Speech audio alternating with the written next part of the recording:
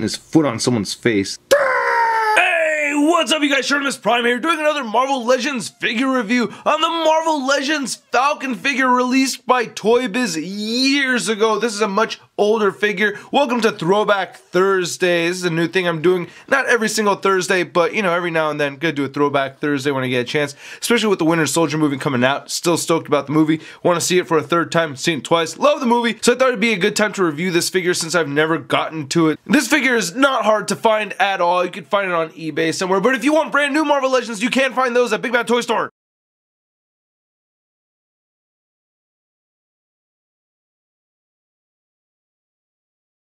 To this day, I still love the clamshell packaging that Toy Biz gave us way back when. This is just awesome. I just really like how it looks. It reminds me of the McFarlane figures from back in the day. You can see the comic right in there. We have that gut butt right over there for Mojo. And it says, collect all 6 Mojo series figures. It says you can build your own Mojo, highlighting the Mojo piece right there. Falcon on the back.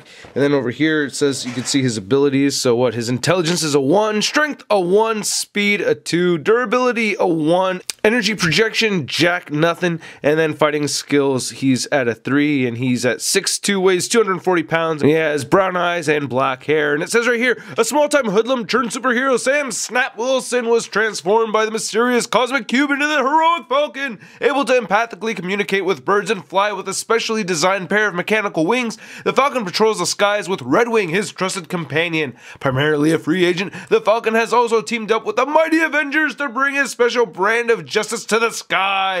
Just like the Falcon, not a whole lot of figures that are really hard to get from this wave, except for the variants of the Psylocke and the Luke Cage over there. Those are like 2 of the most rare figures.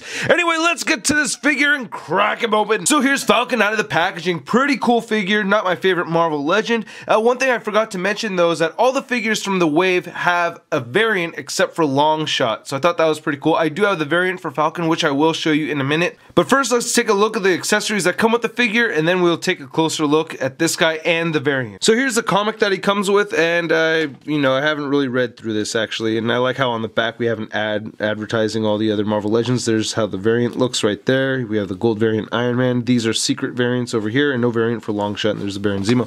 But I like looking at this, and you can see all these old ads right here. These are wrestling figures that they put out back in the day. Look at that. Look at the icons. Gut butt. Yeah, that's some gut butt. That is so gross. One day I gotta review this Mojo figure, but as for now, all you're looking at is some gut butt. And here we are back to Falcon and Redwing, and I really like what they did over here. This is a similar kind of thing that they did with Wonder Man and Yellow Jacket, where they have this swoosh that pegs into the back right over here of the figure, and then it attaches. It's like this clear effect, which looks really awesome. So I can remove this over here. I just really think this is awesome how this came out. You really get the idea of what's going on here. And then you can tear this off, but you may be breaking it. I did that to my other Redwing over here, so I detached this because I wanted Redwing without him being attached. But at the same time, I'm happy that I have one where it's not detached, so I think I kind of broke mine. But anyway, looking at this, this has really nice paint shading on it. Very, very nice sculpt too. You can see how well the feathers are sculpted in here. Even his Falcon feet look pretty nice. His face and his beak and everything doesn't look too bad. Look at the eyes. They got some really nice paint detail on this thing. And it's just a little accessory. So I think they did a really good job on this. And I think this is actually quite impressive. What's pretty neat is you can have him attached, so he's leaning over either side of Falcon. So it doesn't have to be one side or the other. You can pretty much put him wherever you want to. Cool thing worth noting is that this Redwing figure actually plugs into the back of Bucky Cap over here. So if Hasbro ever decides to make a Falcon figure using the Bucky Cap mold, you could attach this guy if they don't make their own Redwing to go with it. Charlie Murphy! Brother Darkness over here. I don't know, they just made this guy really dark, as he should be though. He's a black dude. Just most of the time, like with mainstream toys and everything, they kind of lighten them up. So it's a pretty realistic take, and I think that's awesome. I like the paint applications overall on this figure. I'm not really happy with the sculpting. For instance, on the chest over here, these lines look really, really weird. I don't think that's anatomically correct. The ball joints right over here are pretty, I don't know, they really stick out a lot. But once you get them posed, it doesn't really bother me as much. But a lot of people complain about these. Toy Biz used to do this a lot, give these really big ball jointed shoulders, and I can understand how it looks annoying. But I wish they'd use brown plastic right over here for the hinges instead of having this red pop out. Same thing with the disc hinge for the neck. That looks a little awkward. But the paint applications on the face came out pretty clean, more or less. I like how they painted the lips a different color, and the gold right there in the middle of his forehead is sculpted, and the white looks pretty good. It's pretty clean, well, except for that huge black smudge right there, so that's kind of bad. And then the hair came out very realistic looking and very black. I like how that they painted these little hinges right there in the elbow joints. They painted those dark brown to fit in with the rest. I'll show the variant off in a minute. Those were not painted brown, and you can see some red coming through on the white sections over there.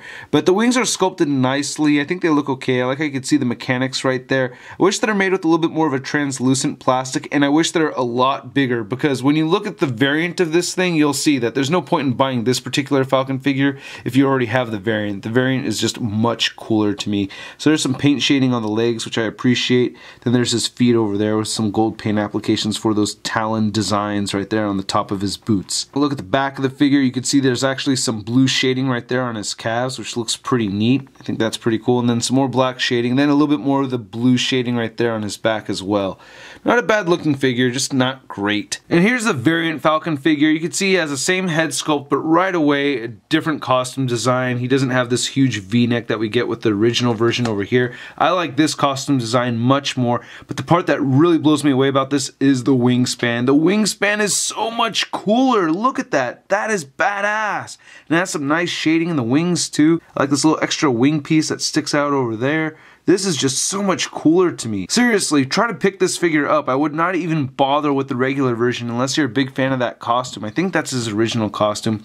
I think overall this just looks a little cooler. Now, design-wise, I don't really like this ribcage section that's sticking out over here. I think this looks a little weird, but overall, this is just a much better figure. Again, with the paint shading right here on the legs, looks pretty good. He actually does have different feet. He doesn't have those sculpted on talons, and the bottom of the feet are actually different. Now, he does have peg holes. You can see these little like claw markings right there, these bird feet. The regular version has this bird footprint thing going on towards the toe section also, but you can see the pattern is different right here on the soles of the feet. This guy has all these little lines sculpted down here at the bottom. This one just tapers down naturally right into the boot. You can see those talons sculpted right there on the top of the boots where he doesn't have them at all. So seeing the two figures side by side like this, you can really see the differences between the two of them. I really like this one a lot more. Just the design of it, the wingspan is just much cooler. One thing I didn't mention earlier is that the gloves are different on these guys. So if you look at this regular version right here, you can see the white gloves. This is more of just a wristband that goes around right there. And as you can see right here, they did not paint the dark brown over these hinges right here how they did on the regular version. Now the articulation on these figures are the same. I'll go over it with the regular version of Falcon, and it's not too bad. The head moves up very far, and that's a very good thing because it's a flying character. His head should move up. His head moves down pretty far too, and it rotates side to side. He does have these armpit joints that move up a little bit. Yeah, you can just move them upward. You can't move them forward and back on the figure. They just move up, and it kind of helps him get into some flying pose. He also has ball jointed shoulders that we talked about earlier.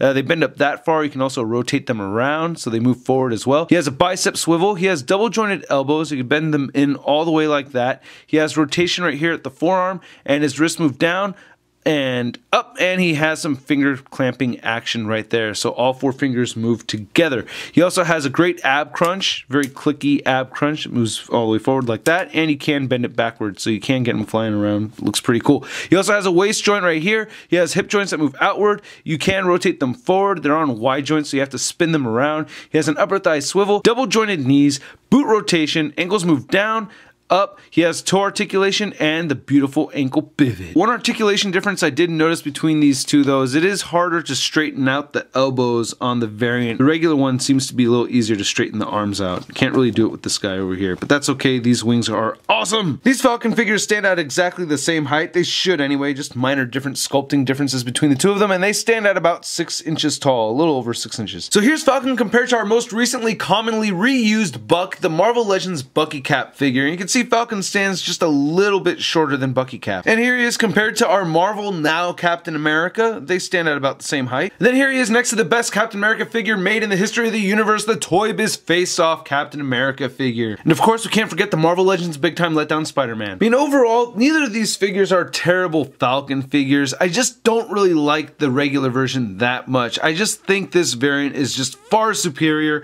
I totally recommend getting the variant. If you get this guy for really cheap, which you're you're most likely to find for dirt cheap anyway. Go ahead and pick it up if you really need to have a Falcon figure. You don't really care that much about this guy over here, but I highly recommend coughing up the extra money to get this one. It's probably going to cost you at least 20 bucks more, something like that. Maybe not if you're lucky. But anyway, I think this is just a really cool figure. This one, not so much. That's my review, guys. Those are my opinions on the figures. I hope you liked the video. Please check out marvelousnews.com for a full gallery of images that I'm posting over there. And please stay tuned for Throwback Thursdays. If I'm not posting a Throwback Thursday video, you might see one from JC. And also, hit the like button if you liked the video. Please leave a comment. Let me know what you think of these figures. And subscribe if you haven't already. I'll catch you guys later. Peace.